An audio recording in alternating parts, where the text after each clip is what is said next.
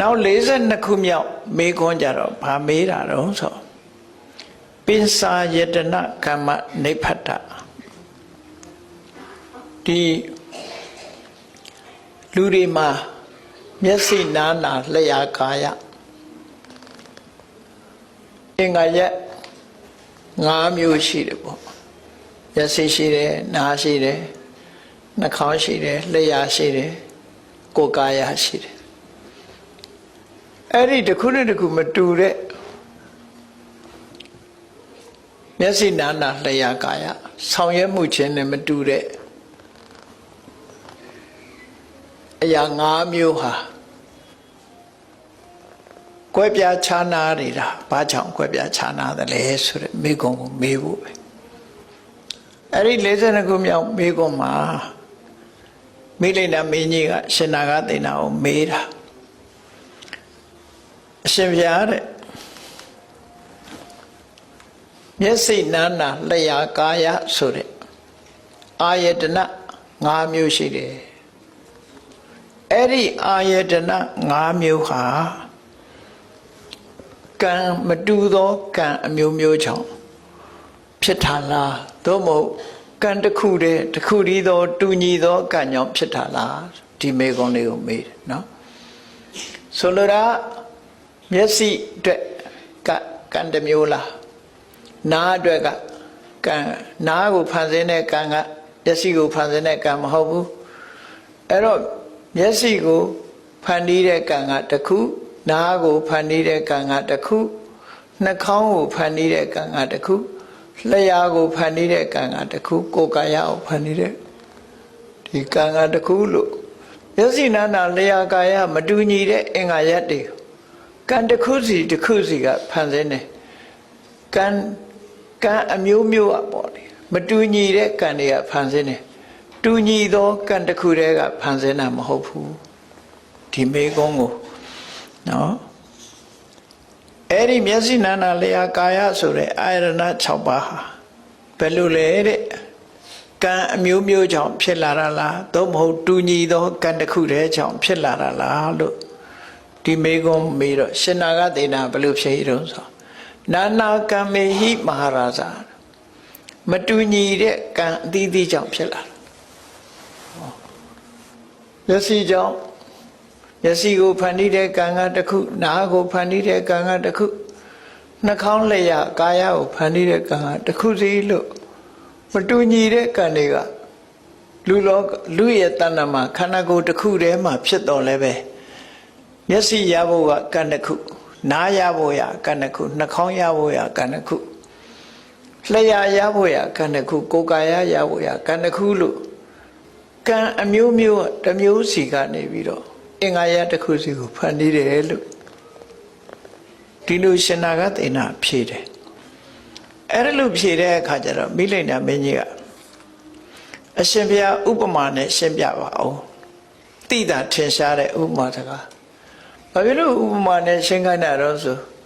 ဥပမာယမိတိကိစ္စေအထံသန္နန္တိပဏိတလောကမှာအနေနဲ့ပဲနားလဲဖို့ဥပမာစကားကိုအသုံးချကြရတယ်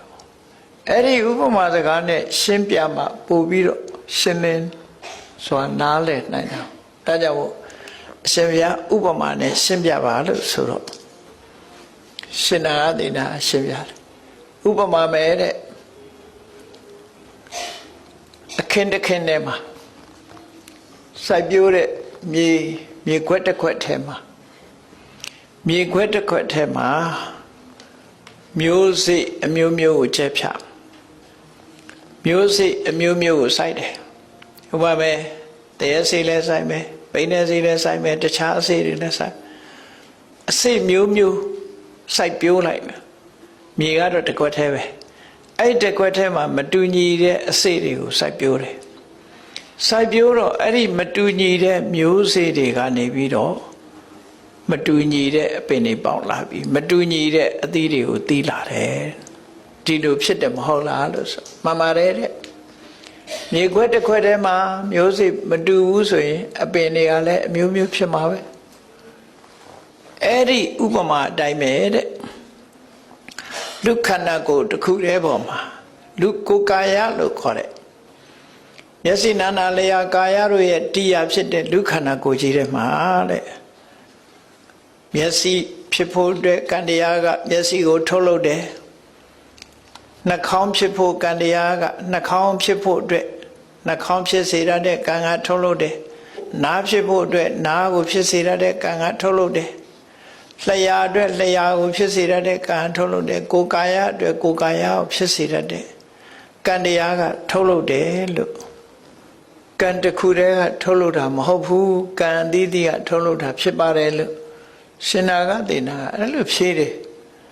အဲ့တော့ဒီဖြေကတမန်အဖြစ်တော့စဉ်းစားမိစရာမရှိဘူးဘဝတစ်ခုဟာကံတစ်ခုပဲရှိတယ်လို့ရှင်းပုံရအဖြစ်ဒီလိုပြောကြတယ်လူဖြစ်စေတတ်တဲ့ကံနတ်ဖြစ်စေတတ်တဲ့ကံအဲ့ဒါလို့ကံဟာတစ်ခုတည်းလို့ပဲအလုံးကများကနားလည်ထားကြတယ်အခုဒီမေကုန်းရဲ့အဖြေကိုကြည့်မယ်ဆိုလို့ရှိရင်လူရဲ့တဏ္ဍမှာရှိတဲ့ကိုယ်အင်္ဂါတွေဟာကံများစွာကံပေါင်းကများစွာပေါင်းစပ်ပြီးတော့ထုလုပ်ထားတယ်လို့ဒီလိုပြောရှင်နာဂသေနရဲ့အဖြေအရဆိုရင်ကံတကူတွေကထုတ်လုပ်တာမဟုတ်ဘူးကံပေါင်းများစွာထုတ်လုပ်တယ်လို့ဆိုတာဟာလက်တွေ့နဲ့နှိုင်းယှဉ်ပြီးတော့ကြည့်ကြည့်ပါတဘာဝကြသလားမကြဘူးလားဆိုလက်တွေ့နဲ့နှိုင်းယှဉ်ကြည့်လောကလူတွေဟာလူလို့ဖြစ်လာတော့လည်းပဲတချို့ပုဂ္ဂိုလ်တွေဟာမျက်စိပါမလာတာရှိတယ်နော်လူဘဝတော့ရတယ်လေမွေးကြတဲ့ကမျက်စိကန်းလာတယ်အဲ့ဒီမျက်စိကန်းလာတဲ့ပုဂ္ဂိုလ်ကိုသူကပါဠိလိုစစ်စန္ဒနော် blind from birth လို့ခေါ်တယ်မွေးတဲ့အချိန်ကတည်းကမျိုးစိကတည်းကမျက်စိပါမလားမျက်စိချွတ်တဲ့တယ်လို့ခေါ်တယ်ထို့တူပဲ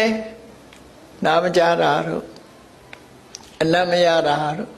လျှာအရသာမပေါ်တာတို့ကိုယ်ခါရအထီးတွေ့မဖြစ်တာတို့အဲ့လိုအမျိုးတွေဟာကံရဲ့ထုတ်လုပ်နိုင်တဲ့ကံအားနေပြီးမဖြစ်စေနိုင်ဘူးဆိုရင်လူတော့ဖြစ်ပါရဲ့မျက်စိပါမလာဘူးနော်မိခင်ဝမ်းနဲ့မာတယ်မဲ့ချို့ယွင်းလာတာတွေရှိတယ်ပေါ့ဒါကြောင့်မို့လို့ဒီမျက်စိအတွက်ကလည်းမျက်စိကိုဖြစ်စေတတ်တဲ့ကံရှိတယ်နားအတွက်ကလည်းနားကိုဖြစ်စေတတ်တဲ့ကံနှာခေါင်းအတွက်လည်းနှာခေါင်းကိုဖြစ်စေတတ်တဲ့ကံဒါကြောင့်မို့ပုံပန်းတဏ္ဍနဲ့အမျိုးမျိုးပဲတချို့ကနှာခေါင်းပြားကြီးနဲ့တချို့ကနှာခေါင်းကျော်ကြီးနဲ့တချို့ကျတော့နှာခေါင်းပွားကြီးနဲ့ဖြစ်တယ်ပုံသဏ္ဍာန်မတူတာတွေလည်းရှိတယ်ပေါ့တချို့ကြမိဘကိုလိုက်ပြီးတော့ပုံသဏ္ဍာန်ဖြစ်သွားတာလည်းရှိတယ်သို့မဟုတ်မိဘနဲ့မတူတဲ့ပုံသဏ္ဍာန်တွေလည်းဖြစ်တာရှိတယ်အဲ့တော့လောကမှာအထူးသဖြင့်တော့စစ်စန္ဒသစ္စာပတိရဆိုတာတတိကံတို့တတိကလေးကဆွမ်းအားနာမကြားတို့ဆိုတာဖြစ်လာတတ်တယ်လေအဲ့ဒါကြောင့်မလို့ကံရဲ့ပြည့်စုံအောင်ထုတ်လုပ်မှုမရှိဘူးဆိုလို့ရှိရင်လူတွေရဲ့တဏ္ဍမှာချွင်းချက်တွေဖြစ်လာနိုင်တယ်အဲ့တော့ဒီနေရာမှာမျက်စိနာနာလျာကာယဆိုတာပုံတံကိုပြောတာမဟုတ်ဘူးပုံတံထဲမှာရှိတဲ့ဒီစွမ်းရည်ကိုဆိုလိုတယ်ပေါ့မျက်စိဆိုတာအဆင်းအာယုံကိုမြင်နိုင်တဲ့စွမ်းရည်ပတာရယုတ်နားဆိုတာလည်းပဲအတန်ကိုဖမ်းယူနိုင်တဲ့စွမ်းအားနှာခေါင်းဆိုတာလည်းအနံ့ကိုဖမ်းယူနိုင်တဲ့ပတာရယုတ်ကိုရည်ညွှန်းတယ်ပေါ့လျှာဆိုတာလည်းပဲအရသာကိုသိနိုင်တဲ့ပတာရယုတ်ကိုဆိုလိုတယ်ထိတွေ့အရသာကိုခံယူနိုင်စွမ်းရှိတဲ့အရာစီဝါလျှာကိုဆိုလိုတယ်ကိုယ်ကာယဆိုတာလည်းအထိတွေ့ကိုသိဖမ်းယူနိုင်တဲ့ကာပတာရကိုဆိုလိုတယ်အဲ့တော့သက္ခုပတာရသောတာပတာရခန္ဓာပတာရစီဝါပတာရတို့ဆိုတာပုံတံကိုပြောတာမဟုတ်ဘူးနော်ဘာနဲ့ဥပမာတူတော့ဆိုလို့ရှိရင်ကြည့်လေအခုခေတ်ဆိုရင်ပြောလို့ပိုးလွယ်တယ်ပေါ့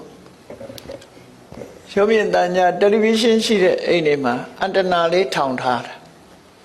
အဲ့ဒီအန်တနာကဝက်ချောင်းကိုထောင်ထားလို့ရှိရင်တော့ရမှာမဟုတ်ဘူးအဲ့ဒီအန်တနာဆိုတာဖွာလွှင့်တဲ့အတန်ကိုဖမ်းယူနိုင်စွမ်းရှိတဲ့အရာကမှဖမ်းပေးနိုင်တာပေါ့ဖမ်းယူနိုင်စွမ်းရှိရတဲ့တာမန်ဒုတ်ချောင်းတို့တန်ချောင်းတို့ကောက်ထောင်ယူနေမရဘူးလေအဲ့ဒါလိုပဲလူရဲ့တဏ္ဍမှာလည်းပဲအဆင်းအာယုံကိုဖမ်းယူနိုင်